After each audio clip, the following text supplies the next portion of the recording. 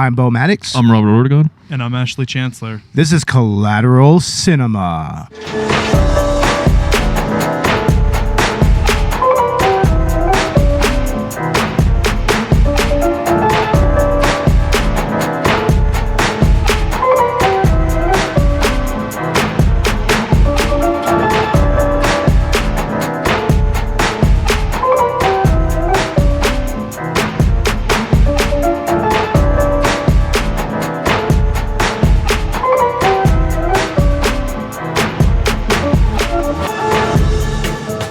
Welcome to Collateral Cinema, the only movie podcast that matters, where we focus on good movies, bad movies, and everything else in between in the world of cinema. We're podcasting straight from somewhere in South Texas, and yes, my friends, we are a 420-friendly podcast. So whatever you have, be it dabs, be it blunts, be it joints, be it bowls, be it whatever, smoke it if you've got it.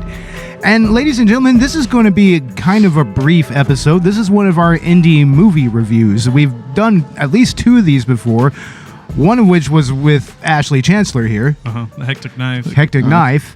And those were very interesting, and we want to continue to give back to the independent film community whenever we can.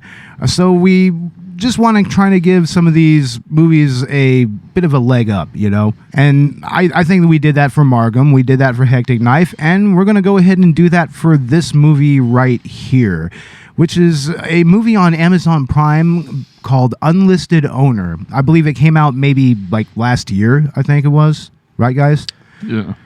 Now, we just watched this movie like not even 15 minutes ago. It was kind of a brief movie, actually. Didn't really seem that long. No, man. I mean, not a lot happens in the first half of it. We're not going to spoil too much of this movie, but what do you guys think about this? Robert, what are your thoughts? I didn't think it was too bad, really. Oh, yeah? The way it was made. I don't know. We can't really spoil anything, but yeah, we can't go too in depth here. But like, what did you just think overall? Just a general opinion. There was like too much filler. I think we could have done something about that. Some of the filler was maybe. Some of the filler was kind of pointless. You know. Yeah, it was kind of like, you know. I mean, no offense to the filmmakers, of course, but I mean.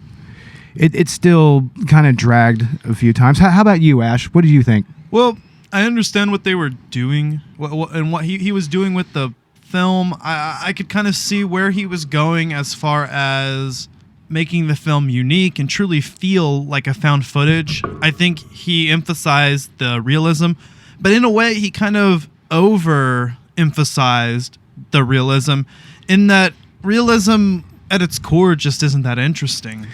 Yeah, especially if you don't add anything to really back it up. I mean, even something like, you know, say August Underground, I mean, it kind of has at least a little bit of a soundtrack to it from what I remember.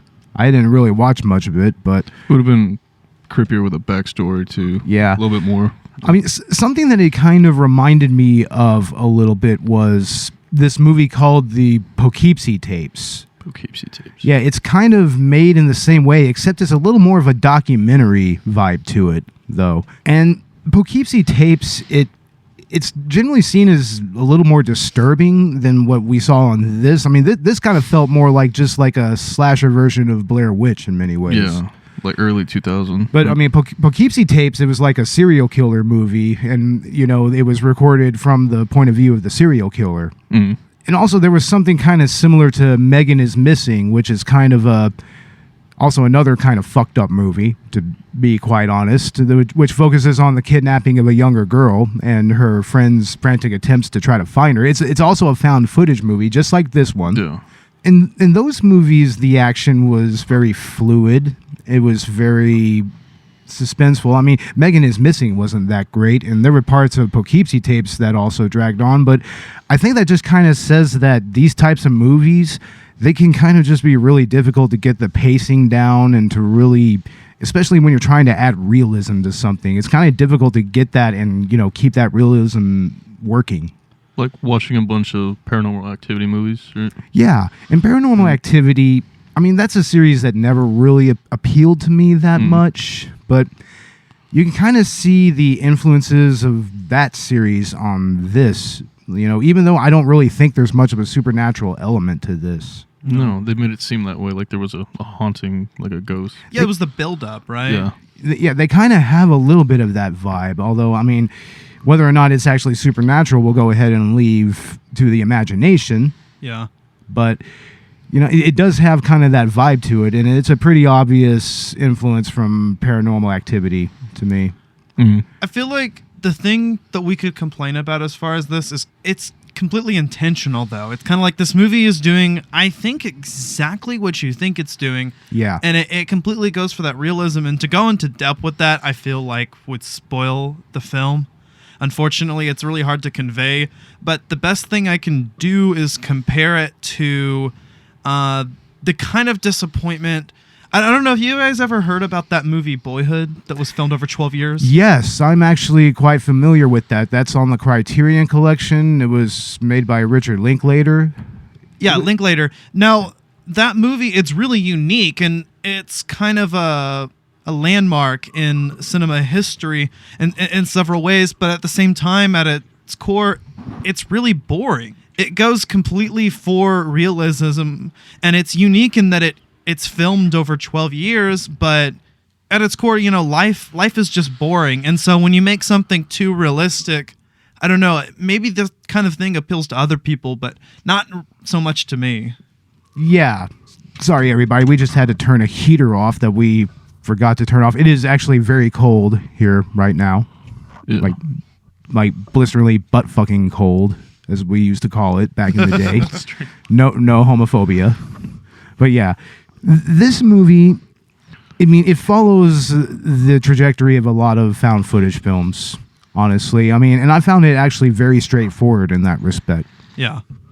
It definitely had some of the cues from, like, Blair Witch, from, something like Cloverfield, yeah. Paranormal Activity. Yeah. I've seen Cloverfield. Yeah. But this does kind of try to take a slasher element to it, right? Yeah. Robert? Yeah, definitely.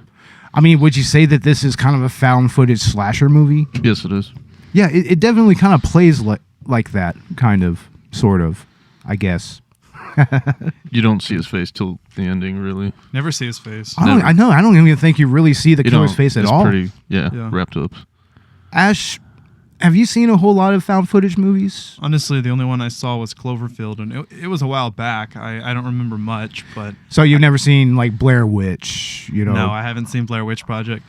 Or of course, the progenitor of it, Cannibal Holocaust. Now, that one you guys told me about, and I'm already scared. Yeah, that's the quintessential godfather of found footage movies, and we have a poster of that right up here, incidentally. Yeah. This movie doesn't go anywhere near as hard as that one. No, in fact, it's very subtle. Most of the unsettling feeling comes just from the build-up, from the idea that, okay, I know where this is going, but I don't know. There was one part where I knew there was going to be a jump scare, but it was going to be a false jump scare. Yeah. And I'm not going to spoil what happens during that part, but I knew it was coming, and it still kind of made me jump. So it didn't really get me at all, but then again, I'm just kind of jaded like that. Yeah, you kind of knew it was coming, right? Yeah, I've seen my fair share of horror films and found footage movies and whatnot, and this pretty much kind of checks all of the list of great found footage movies, the elements of great found footage movies. Now, I don't want to take away from what Jed Brian is doing. Yeah. I think he's got a lot of elements of something really unique, and I think the reason why he went for a found footage film was because he realized he had to write a script around low budget. Well, yeah, that's kind of the thing about found footage movies in general, is as a genre, it's usually very, very, very cheap to make, and you can get a lot of returns on it, That's why the Paranormal Activity series was so popular and so profitable, honestly. Well, being that this is his introduction to filmmaking, and that the only reason he made the plot was by design choice, given that that's what the resources he had in hand, can you kind of see what the future might hold? Do you think that there's some elements that showcase a good direction in directing? I would like to see what he could do with a more traditional screenplay Yeah. or structure or whatever. I mean, the thing about found footage movies is that they are a little played out now. Yeah. I mean, there's not a whole lot that really comes out and adds anything fresh to the genre, and I'm trying to figure out if this one really adds anything to that. Well, it's certainly unique. I mean, if you notice, I mean, I don't want to go into too much detail about this, but the vast majority of the movie is build up, is exposition. Yeah. And so it just kind of, it makes you continue to wait for that moment. And then when it happens, you know, it happens all at once. Yeah. Honestly, that's where the filler complaint kind of comes in a little bit, though, because it tries to build up, but when you have a whole lot of nothing going on, I mean, it just kind of kills the pacing a little bit. It's like, what's the point sometimes, right? It's like, Yeah, exactly. I mean, especially since the entire first half of the movie is literally just these people just bullshitting pretty much. Yeah, you know? It's just these dumb, drunk country kids. Kind of a crowd that I think we're all a little too familiar with already. Yeah, maybe a little bit. Hillbilly Texas. definitely. And that brings me to the characters themselves. Like, did any of y'all really like any of them? Just the They were all- girls, just the females. Right? Yeah. Yeah, they were the only ones that actually kind of had an idea that, you know, maybe we shouldn't be doing what we're doing. And then there were those two guys that were leading the group that were complete assholes. Gavin and Tyler. Gavin in and which Tyler. I think, incidentally, the dude Tyler, he was one of the Writers. actual writers of the movie, Yeah. Nice. incidentally. And yeah, those two, they get kind of insufferable. Yeah, very much so. And then the other two guys in the group kind of just go along with what they say. And I think that's the part that bothers me, is that you've got two characters that are completely unlikable, made to be unlikable, but then you've got two characters that are kind of spineless and don't do anything for themselves, so nobody's likable at all. Yeah. I mean, that's something that I struggled with a little bit, and it made me kind of strain my credulity a little bit, you know?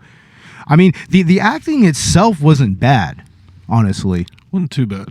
Yeah, I mean, it's pretty much on par for what you would want for a movie like this. Yeah, it's pretty realistic. It's exactly how kids would act. In fact, I did a little bit of research on this, and I found out in an interview he said that most of those guys were his friends. Just specific friends that he felt would go best with the story, and that he wrote their dialogue around them so that their characters would be believable, but not so much that those are their actual personalities, supposedly. Yeah.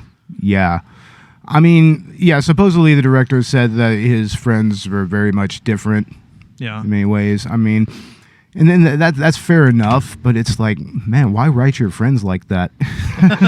And they keep their real names too. That's another interesting thing, at least their first names, right? Everybody's Yeah. first name is their actual given name. names. Well, except for the owner, right? Like Yeah. you'll respond better to it. Right? Yeah, exactly. Yeah. And I mean, there's not a whole lot of characters in this movie. There's literally like, what, 6 of them? 5 or 6? Yeah, there's 6, Yeah. I think. And then maybe just a couple of other characters that just kind of come in and move the story along a little bit. And then there's the cop. Yeah, the cop, I mean, he's doing a security detail. We won't really go too far into what he does, but... And then, you know, near the end, there's also a couple of characters, but we won't get into that. Yeah. Yeah, there's a couple of other characters there. Remember the characters in the beginning too? Yeah, there were, that's the initial murder victims there, I believe. Yeah, the beginning actually goes really hard. For most of the movie dragging on, right there in the beginning, and I don't feel bad spoiling this because it's the very beginning, but you get right into the action, but you're still trying to figure out what's going on. You haven't even settled into your seats yet, that it's like, I don't know, I kind of just glazed over that beginning. Yeah, and to me, I mean, it does kind of feel like you have a lot of stuff going over your head, especially in the first 30 minutes of this Yeah. movie. So it's very forgettable. In that respect, it kind of is. But in other respects, I mean, I can definitely see what they were going for. I totally respect the actual realism Yeah. that they tried to go for here. And just the way that they actually structured it. I mean, if you look at the at the descriptor on the Amazon Prime page for this, I mean, it says that it's all reconstructed by the fictional sheriff's department of this town, you know, and that's an interesting way to put it forth, and that to me is what reminds me of Poughkeepsie tapes, because it's very much in that strain. I know you guys are still mad at us for this move, but look at this big house. Give me a couple years, I'll fix it up, and you will love it. It'll be perfect. I don't know what to do. I think someone's in the house. I don't know where everybody is.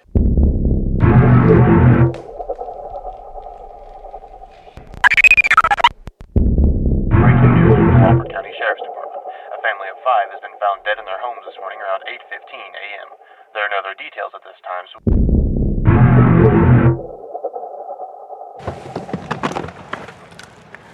Dude, look at this place. Holy shit. Dude, you got that thing on, right? Yeah, dude, it's rolling. Small town. A little over a mile from here. So? You talk about your ghost stories and something? This is a real life ghost story, man. I'm in. Man.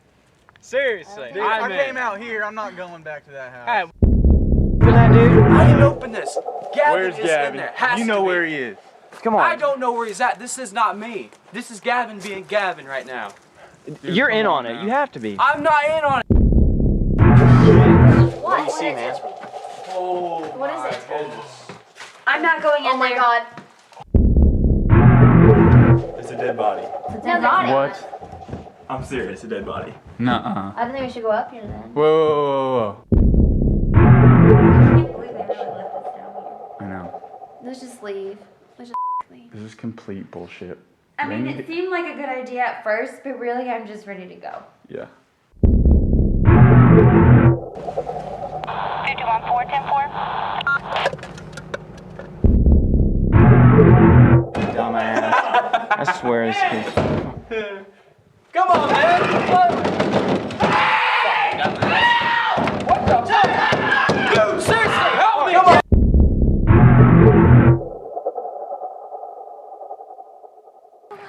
It's freaking huge. Oh my god. It's our first house. Huge. I mean, it's huge. It is huge. It's huge. Oh, go over by the sign. Oh, yes. It's hard. It is. Oh my god. Okay, come on. This You is- gotta go in. Amazing.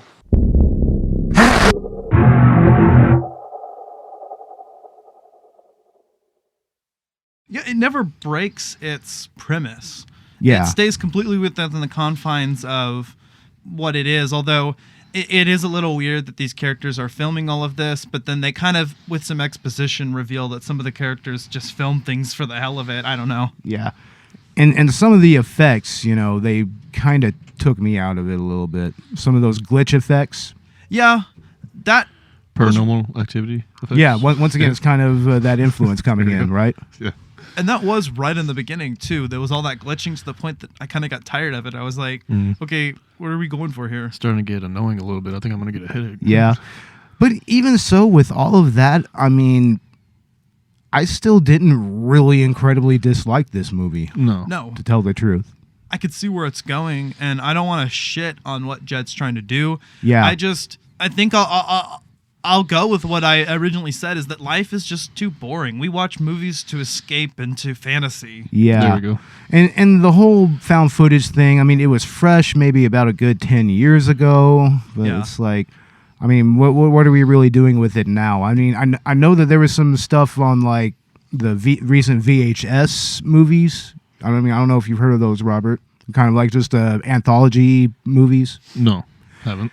And I think there's at least one on one of the ABCs of Death compilation movies. Mm-hmm. But I mean, yeah, it's just as a genre, I don't know what you can really add to it, and I don't know what this movie adds to it. I mean, to tell the honest truth. Yeah, it's kind of a genre where I feel like everything's already been explored. Yeah. So there's really nothing more unique or first-timey to do at this point. It's kind of been overdone way too many times. Yeah. I'm trying to think. I'm looking it up right now. There was actually another found footage movie I saw. It was a ghost story. I think the last found footage I saw was this movie Hangman. and the new homeowners had just moved into this house, and there was the killer living in the attic. So he'd come down every time they go to sleep and like mess around downstairs, get something, get something out of the fridge or something. Yeah. It was crazy. I don't know. That's pretty cool. Hangman. But I mean, personally, I don't really watch these types of movies all the time. I only own a few of them. Mm-hmm. So, I mean, this one, it only did so much for me in some ways. But like I said, I don't really dislike this movie. I think that it is definitely passable in many respects. Yeah. What do you think, Robert? Like, would you do a found footage movie? Would you make something like this? With an old camcorder that we don't have to use. Maybe an iPhone. Yeah, let's do it. Maybe, yeah. but once again, like I said, what could we add to it?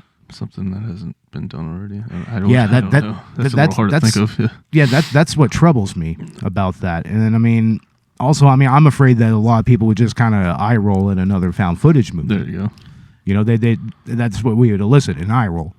You know what it is? What I saw before Grave Encounters. Yeah, that's another one, right? Grave Encounters, and isn't Quarantine kind of found footage?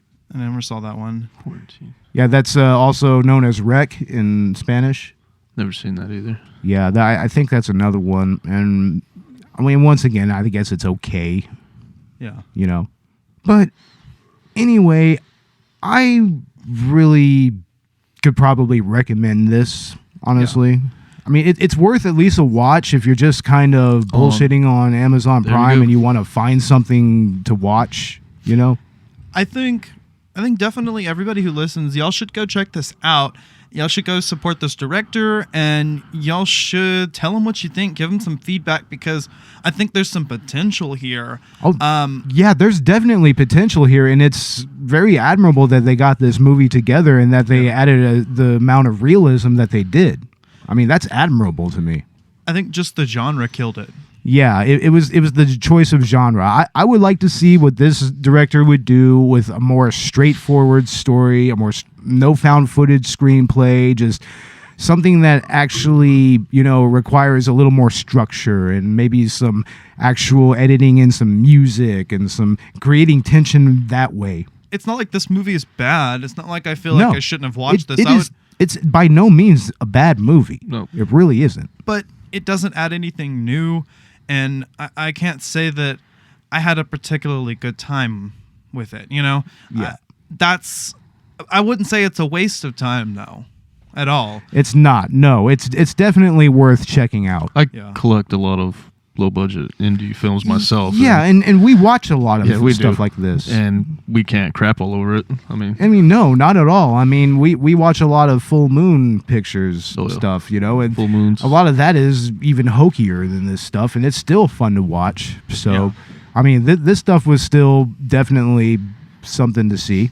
That's what I think. The real question is, Beau, do you think the girls were ugly? Oh my God. Without the makeup? I don't know, man. No comment. No, not the actresses. Oh, the girls they were expecting. The ones that never showed up. Okay. The ones where they kept saying they kept going back and forth if the girls were going to be ugly or if they were going to be hot. Yeah. That's part of a lot of that exposition that we kind of went into. There was probably the actresses they were fine. There was probably never any girls, right? No, and we never see these girls at all. I just need to know, were they hot? Were they not? I don't know. Who knows, man? Who knows? Oh God, we're fucking idiots here. Well, guys, we're going to go ahead and wrap this episode up. This was always meant to be kind of a mini review, and that's because we don't want to go into a whole lot of spoilers or anything. We just want to give our general opinions and our review on this. So we're going to go ahead and give our final thoughts. Robert, we'll start with you. Yeah, I would recommend watching it probably one more time, right? At least one more time?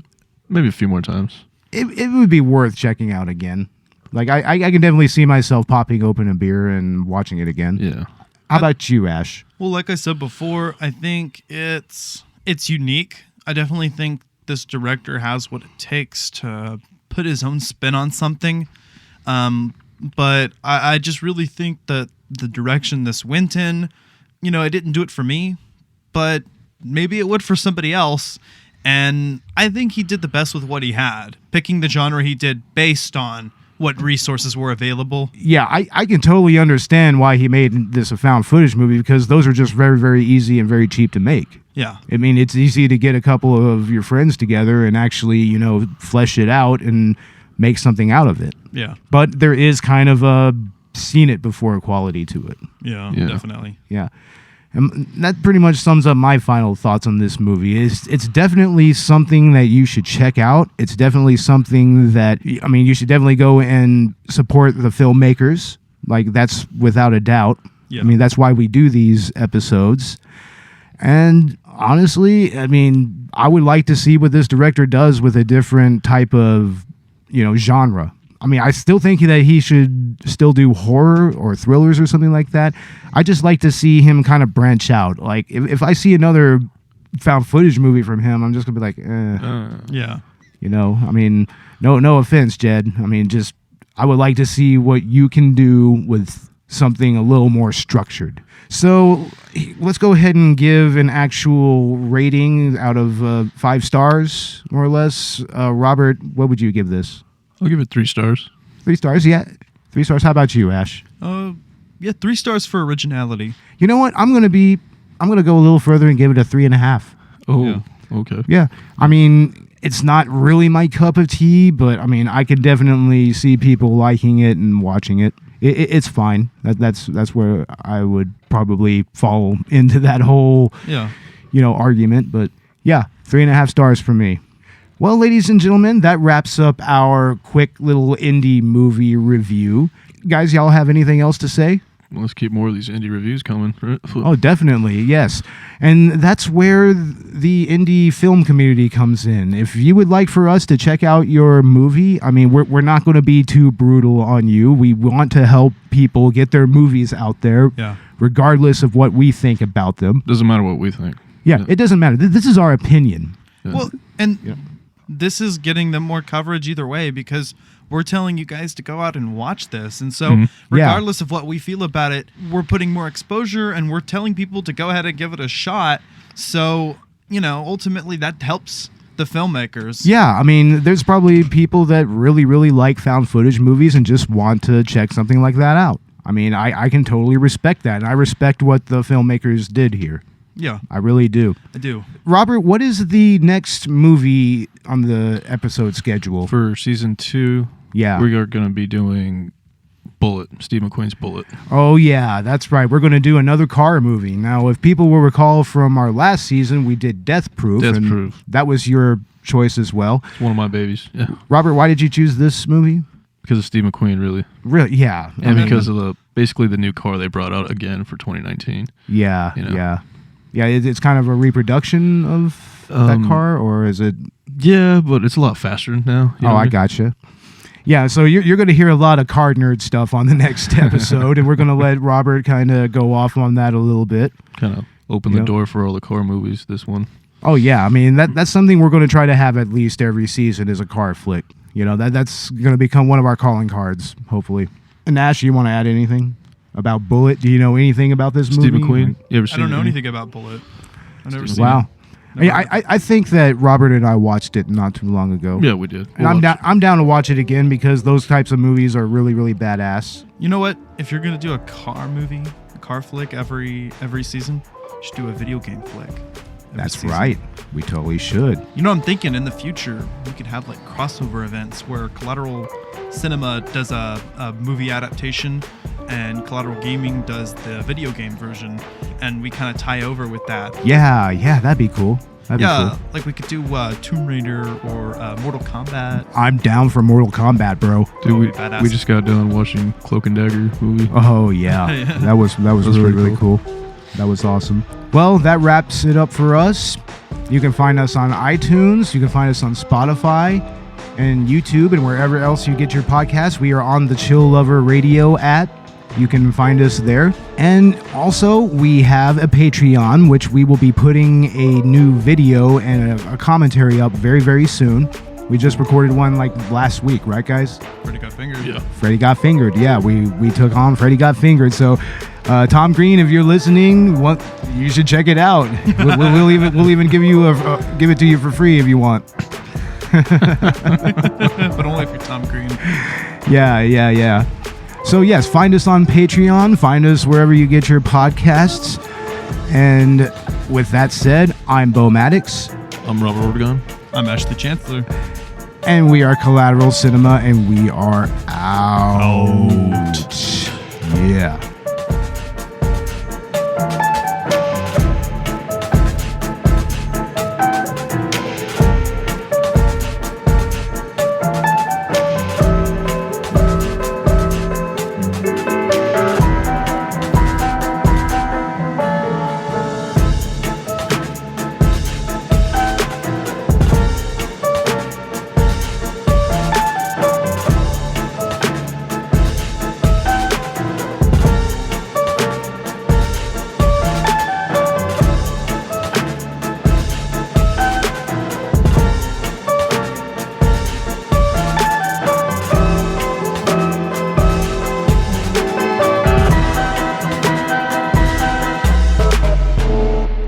Collateral Cinema is an L Company production.